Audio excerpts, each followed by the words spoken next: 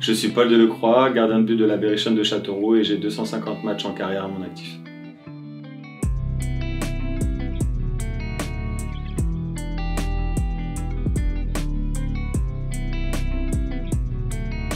Alors Polo, 32e de finale face au PSG, qu'est-ce que ça représente la Coupe de France pour toi dans ta carrière? Ça a un peu un goût particulier parce qu'en fait, souvent dans les clubs où j'évoluais, on était un peu le gros à battre. Et donc malheureusement, voilà, de temps en temps tu peux te faire éliminer, mais voilà, la plupart du temps il faut rester humble, il faut rester le plus professionnel possible.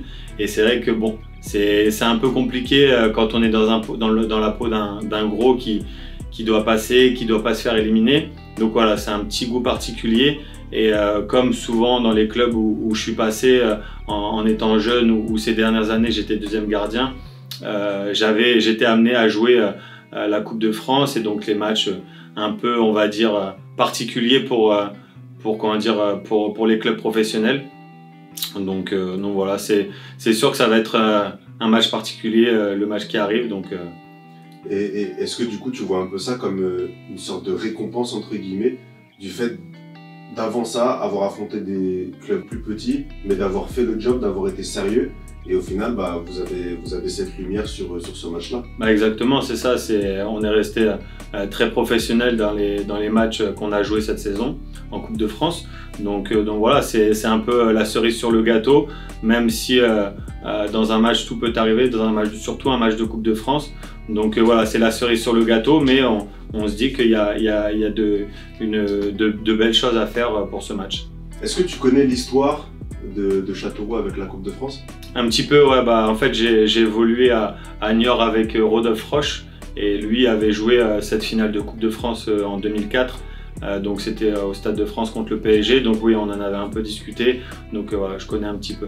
Toi, à titre personnel, tu as sûrement déjà vécu des choses en Coupe de France. Quels sont tes 2 ou 3 meilleurs souvenirs au cours de ta carrière? Le match qui ressort un petit peu, c'est un match de 16e de finale de Coupe de France où on était avec le FC Metz en Ligue 2 et on a joué contre Monaco qui était en Ligue 1 à ce moment-là.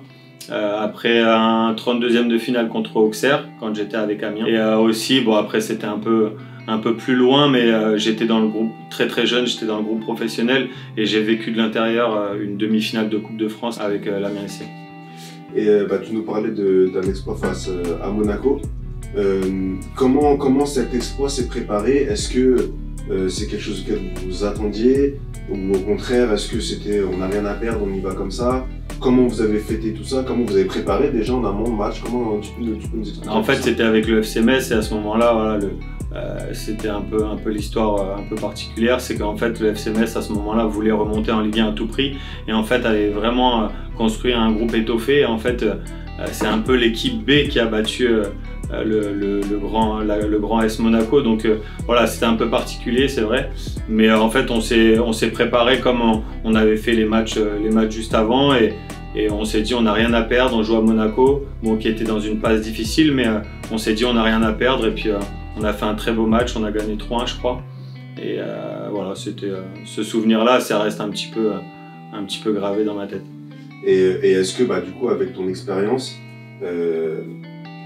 déjà dans ta carrière, mais aussi de certains exploits faits en coupe, c'est des choses que toi tu vas essayer d'amener peut-être aux plus jeunes pour préparer ce match contre Paris? Après, comme au fil de ma carrière, voilà, j'ai toujours été dans la peau d'un gros à abattre. Là maintenant on est un peu, je dirais pas le petit poussé, mais voilà, la petite équipe.